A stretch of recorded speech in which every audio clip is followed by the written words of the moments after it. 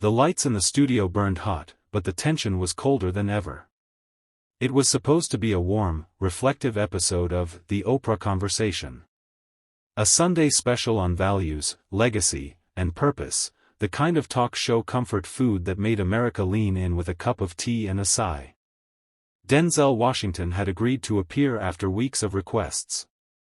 Not to promote a film. Not to plug a book. Just to talk. About life. About belief. About where he stood in a world that seemed increasingly confused about where it was going. Oprah opened gently, as she always did. Denzel, you've spoken before about God, about your walk in faith. Some people find that refreshing, others find it, let's say, old-fashioned. Why keep bringing it up? Denzel smiled. Because he's still real to me, he said plainly. And because the world keeps forgetting. There were murmurs of approval from the studio audience. But Oprah shifted in her chair. I just wonder, she said, pausing slightly, if constantly talking about faith, in a way, might isolate people. Make them feel less than.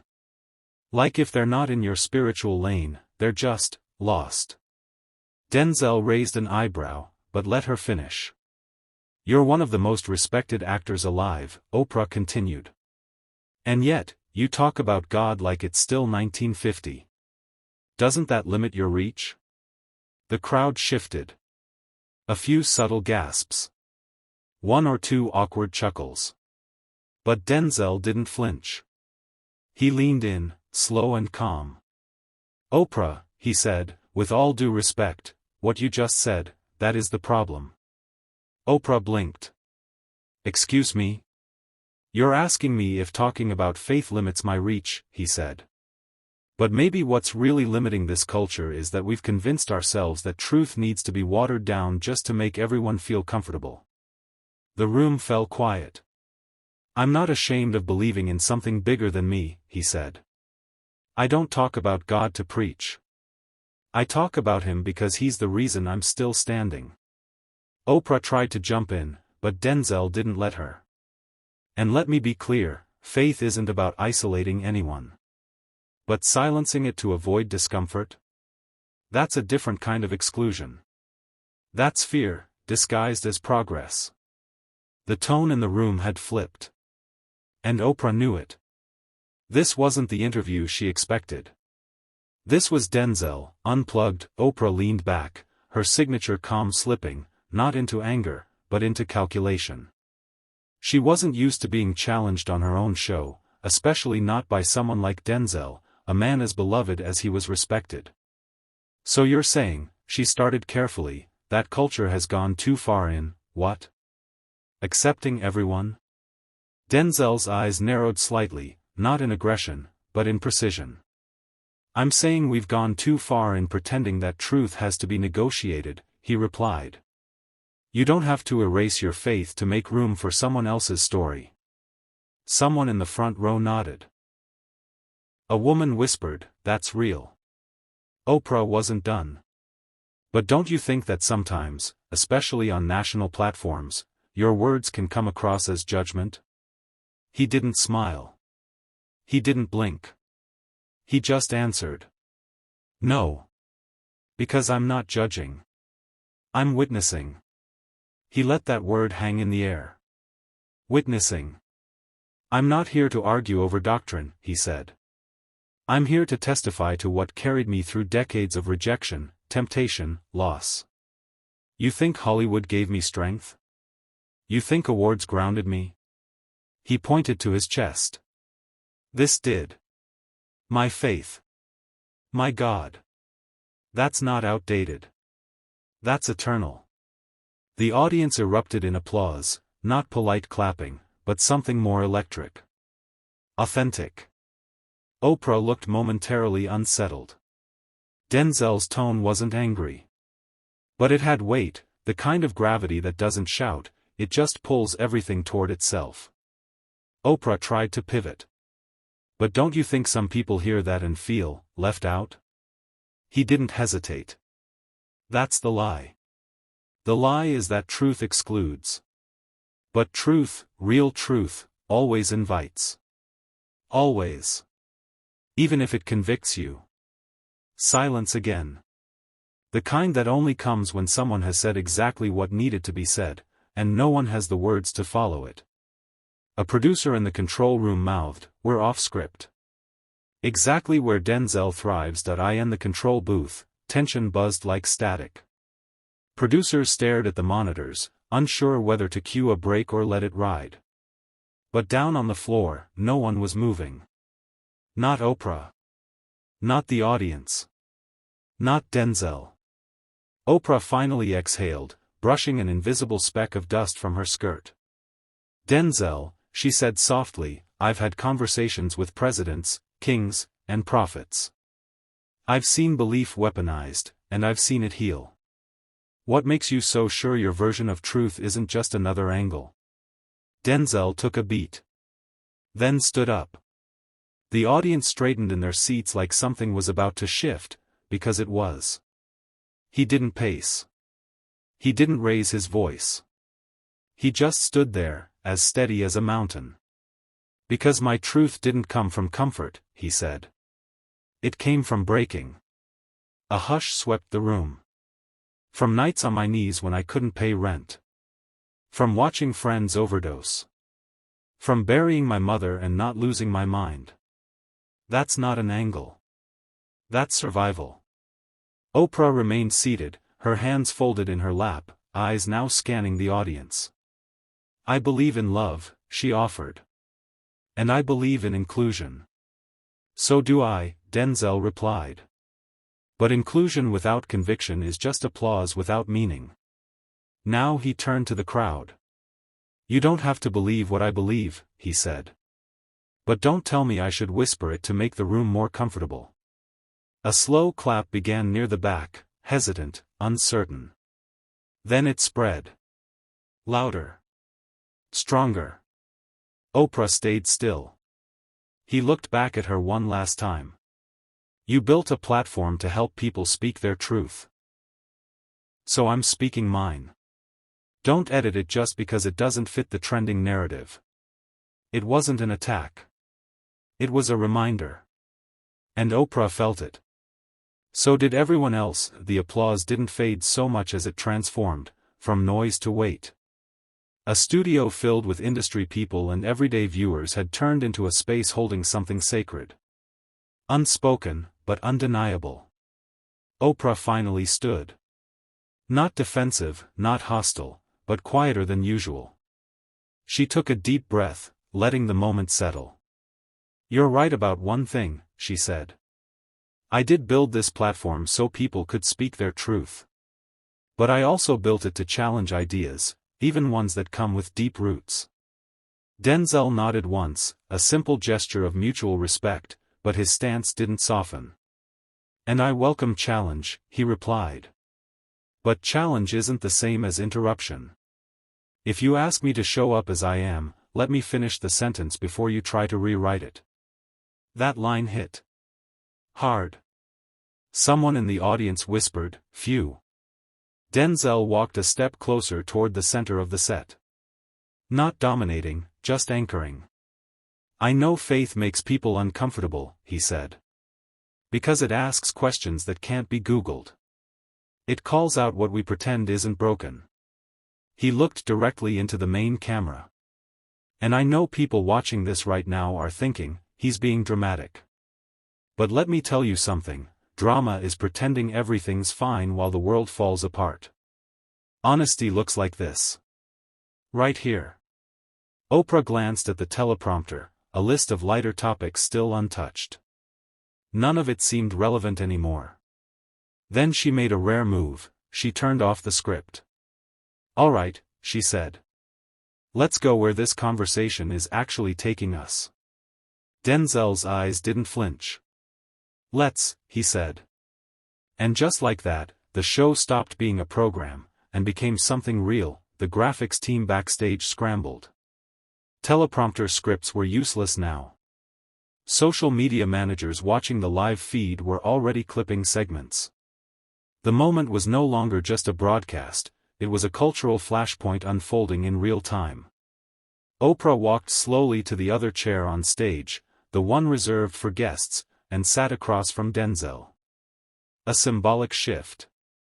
She wasn't above this moment. She was in it.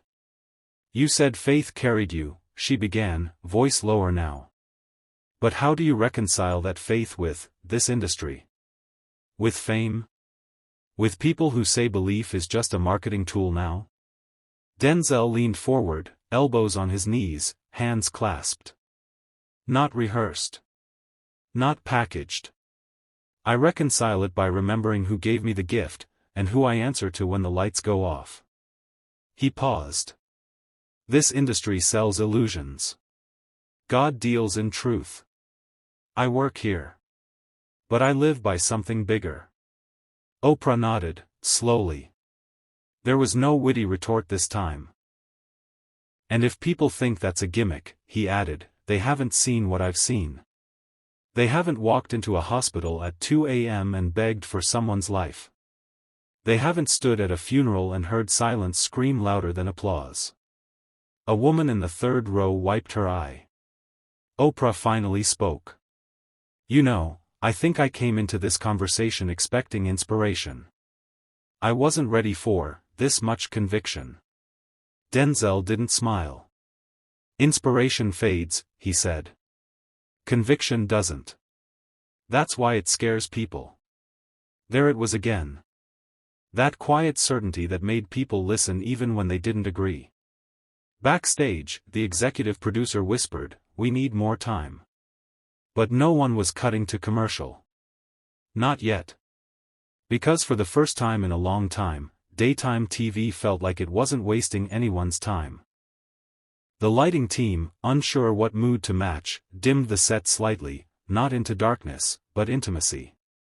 It felt less like a studio, more like a quiet living room where hard truths were finally being spoken.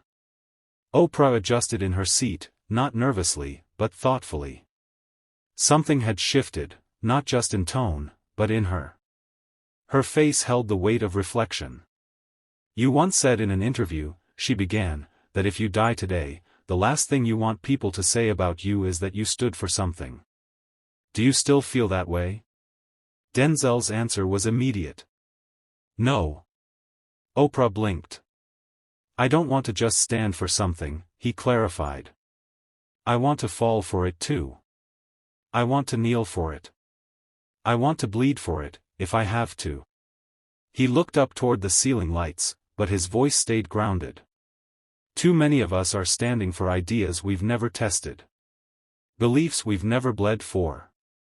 I've lost jobs for my convictions. I've turned down roles that didn't align with what I believe. That's not branding. That's battle." The audience murmured again, not in discomfort this time, but in awe. "And the truth is," Denzel continued, "faith didn't make my life easier. It made it clearer. And sometimes clarity is the most painful blessing of all." Oprah sat silent for a moment. Then she exhaled deeply, her voice barely above a whisper. "You're making me think about my own beliefs," she said. "About what I protect, and what I edit." "That's good," Denzel replied. "That's what faith should do. It should sharpen you. Not shield you." A low whistle echoed from somewhere in the back row. Someone said under their breath, "Man, this ain't daytime TV anymore." And it wasn't. It was a sermon disguised as conversation. A challenge wrapped in calm. And Denzel wasn't done. Not even close. The live chat on the network's streaming platform had exploded. Thousands of comments scrolled faster than moderators could track. Words like chills, respect, and real talk flooded the feed. Clips were already circulating on Twitter, TikTok, and Instagram. But in the studio, the moment remained undisturbed, a rare island of stillness in a world addicted to noise. Oprah leaned forward. "Let me ask you something uncomfortable," she said. Denzel nodded. "Go ahead." She hesitated only a beat. "Do you think this country still makes space for faith, real faith, or just the polished, edited kind?"